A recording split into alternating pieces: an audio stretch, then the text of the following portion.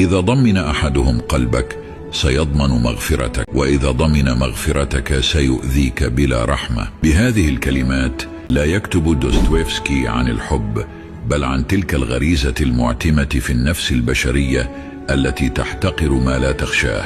حين يطمئن الآخر لامتلاكك يبدأ في انتزاعك قطعة قطعة، لا بدافع الحقد بل بدافع اليقين أنك ستبقى مهما فعل، وأنك غفور بما يكفي ليكون هو جلادك الآمن. المغفرة حين تمنح بلا حدود لا تطهر بل تفسد، تجعل الآخر يجرب كل حيلة ممكنة وهو مطمئن أن قلبك ساحة بيضاء تصلح دوما لإعادة الفوضى.